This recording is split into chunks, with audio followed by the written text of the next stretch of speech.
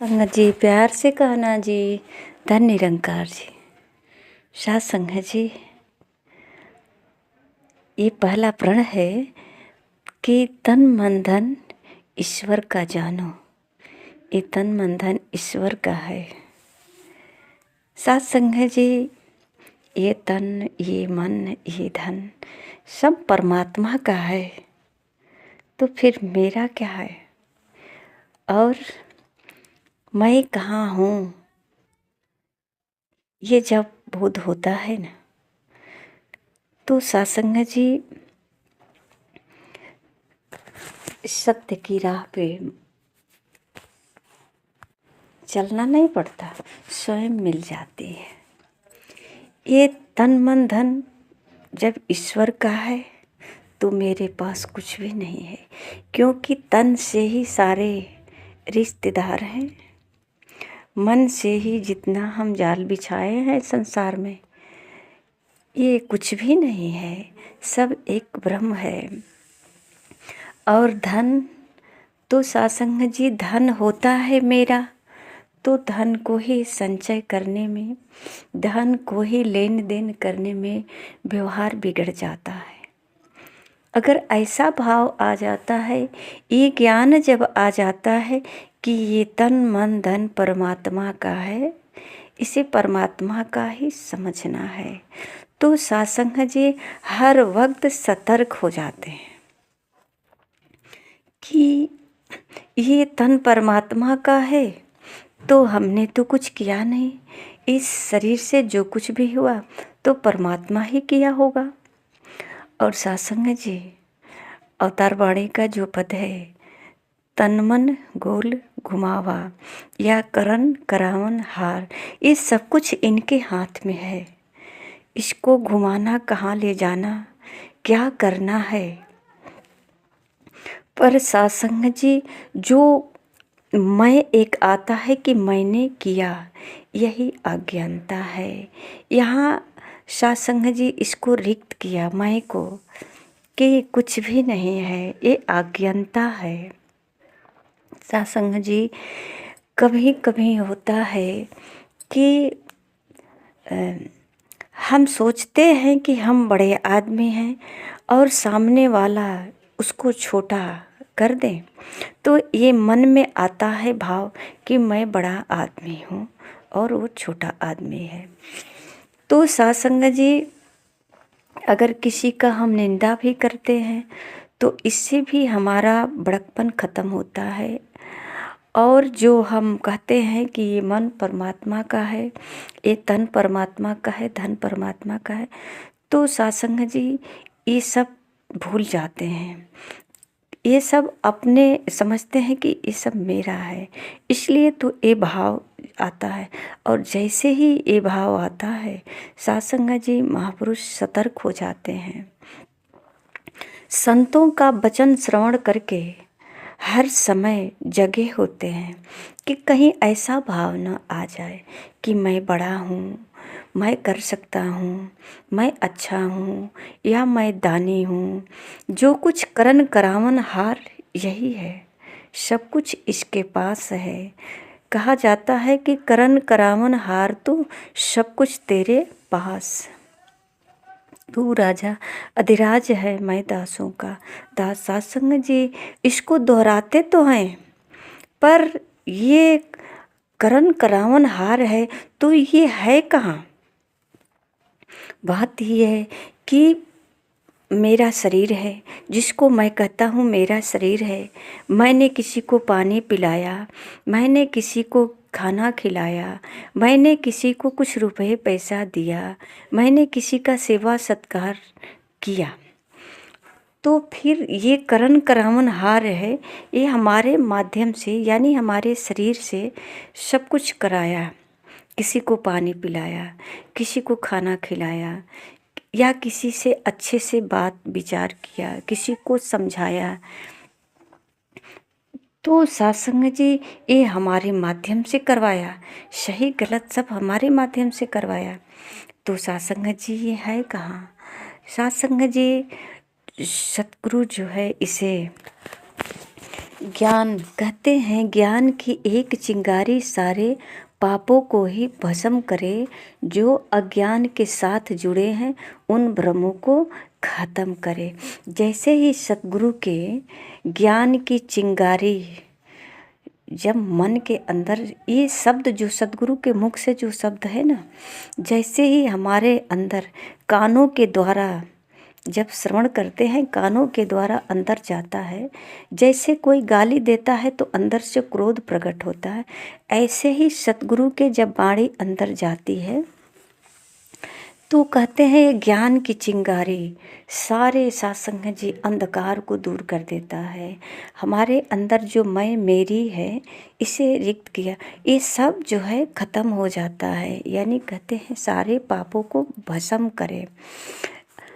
और अब तक तो अज्ञान से जुड़े थे, जैसा कि सत्संग जी महापुरुष कहते हैं कि छूट ही मल न मलहि के धोवे, घृत के पावे कोई बारी बिलोवे।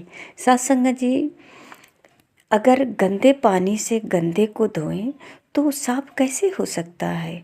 उसके लिए साफ पानी का इस्तेमाल करना पड़ेगा। अगर कपड़ा गंदा हो या चेहरे पे गंदा हो या हाथ पाँव कुछ भी धोना है तो साफ पानी से धोएंगे। गंदे पानी से धोएंगे तो गंदा ही होता जाएगा।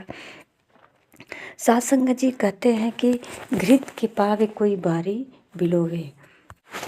अगर घी चाहिए तो इसके लिए दही का मंथन करेंगे तब घी निकलेगा। पानी का मंथन करने से तो घी नहीं निकलेगा।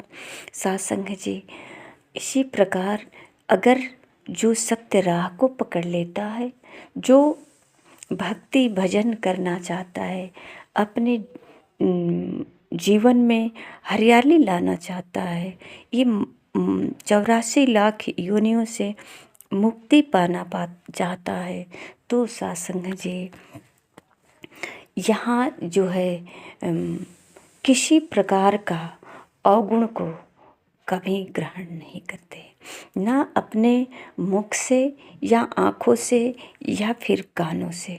कानों से कभी किसी की बुराई नहीं सुनता, मुख से कभी किसी की बुराई नहीं करता, आँखों से किसी में कभी बुराई नहीं देखता, क्योंकि इसके अंदर जो है जो पाप था वो सब खत्म हो गया। ये सब जो देखने वाला मैं था वो सब खत्म हो गया। ये अज्ञानता से जुड़ा था वो सब खत्म हो गया। अब ये ज्ञान से जुड़ गया है। जो ज्ञान की चिंगारी सतगुरु ने जलाई, अब इसके अंदर सिर्फ प्रकाश ही प्रकाश हो गया है। और सत्संग जी कहते हैं कि सर्वश्रेष्ठ ये निराकार है, हरदम ये एहसास रहे, इसका ही आधार है लेना, इस पर ही विश्वास रहे। सर्वश्रेष्ठ ये निराकार है और ये है कहाँ? तो शरीर के अंदर है।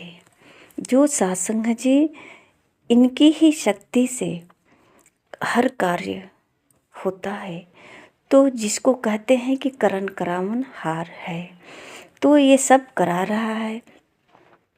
और सत्संग जी ये परमात्मा की इसलिए कहते हैं कि परमात्मा का ही तन है, परमात्मा का ही मन है, परमात्मा का ही धन है। सत्संग जी ये सत्य भी है कि एक धन कब रहता है कब नहीं रहता है। इंसान अपनी मुट्ठी में इसको चाहे कि हम पकड़ ले तो ये रेत की तरह फिसल जाता है। चाहे अपनी सुंदरता हो या चाहे अपने स्वास्थ्य, तन को स्वस्थ रखने की जो स्थिति है, नहीं रख सकते। ये धीरे धीरे समय के साथ सब बदलता रहता है। और सत्संग जी धन भी कभी यहाँ रहता तो कभी वहाँ रहता है। और सत्संग जी आँख की रोशनी ये भी बदलता रहता है। ये सारे शरीर का जो है, जो मालिक ने बनाया है, परमात्मा ने जो बनाया है, इस सब में धीरे धीरे परिवर्तन होता है। इसे मैं रोक नहीं पाता हूँ। ये जिसका है इसी के हाथ में है इसको चलाना। तो सत्संग जी ये चलाने वाला चलाता है, ये प्रकृति का जो नियम बना है ये स्वतः चलता रहता है। इसको हमें एहसास करके इनकी रजा में राजी हो करके अपने जीवन को व्यतीत करना है। सत्संग जी, हम किसी को कुछ खिलाते पिलाते हैं तो ये एहसास करना है कि आज प्रभु की बहुत बड़ी कृपा है जो इन हाथों से किसी को सेवा किया, किसी को कुछ खिलाया पिलाया। अपने अंदर एक आनंद की ऐसी अनुभूति होती है सत्संग जी। यही आनंद की अनुभूति ही मानव को सुख या कहें कि एक क्षण के लिए ही सही सारे बैर विरोध नफरत क्रोध ये सब खत्म होता है। तो उस क्षण का जो अनुभव हुआ है ये क्षण को हमें निरंतर बनाना है। यही सतगुरु संतों का हमेशा से उपदेश रहा है कि जिस सुख को जिस आनंद को एक क्षण में अनुभव किया उसे निरंतर बनाना है। तो फिर ये निरंतर कैसे बनेगा सत्संग जी? सतगुरु का जब ज्ञान होता है तो उसमें यही बात समझ आती है कि तन मन धन परमात्मा का है, इसे परमात्मा का ही समझो। तो जो भी हम सेवा करते हैं, जो भी कार्य होता है, उसे मैं अपने को नहीं कहते कि मैं कर रहा हूँ। यहाँ मैं तो होता ही नहीं, कुछ बचा ही नहीं तो मैं कहाँ से आया। एक मैं जो है सत्संग जी, इस शरीर में आत्मा अपने आप को एक छोटा सा जीव जो है ये मैं जो करता है, ये कहता है कि सत्संग जी कि मैंने सब कुछ किया, मैं हूँ। तो यहाँ जो है सतगुरु इस मैं को हटाया। सत्संग जी, जब ये सतगुरु का ज्ञान ये दिव्य दृष्टि जो मिलता है तो किसी में बुराई नहीं दिखता, क्योंकि ये सब जगह परमात्मा ही है। जो होता है परमात्मा की इच्छा से होती है। तो यहाँ संत जन जो है कहते हैं जैसी आपकी इच्छा करन करावनहार, जैसी प्रभु की मर्जी। अगर इसे कोई गाली भी देता है तो वहाँ कहते हैं कि ये इसका संस्कार है, इसका स्वभाव है। वहाँ कहते हैं चलो सत्संग जी, इसको महापुरुष कई बार उदाहरण दिए हैं कि कबीर जी का दोहा है कि निंदक नियरे राखिए आंगन कुटी छवाए। सत्संग जी, इसको करीब रखने के लिए क्यों कहते हैं? इसलिए कि ये बार बार मन को धोता रहता है, ये सचेत करता है कि तेरे पास कुछ भी नहीं है, तू नहीं कर सकता है। ये निंदा करता रहता है, सचेत करता रहता है। और सत्संग जी, ये परमात्मा के करीब यही है, जो जितना ही निंदा करता है हम उतने ही परमात्मा को याद करते हैं, परमात्मा के करीब जाते हैं। सत्संग जी, अगर इससे उलझ जाते हैं तो फिर उलझन बढ़ती ही जाती है। पर अज्ञानी जन कभी उलझते नहीं, इससे भी प्रेम कर लेते हैं, क्योंकि इनको पता चल गया कि थोड़ा भी अगर बुराई का असर हमारे ऊपर आएगा तो यही है कि ये हमेशा संकेत करेगा।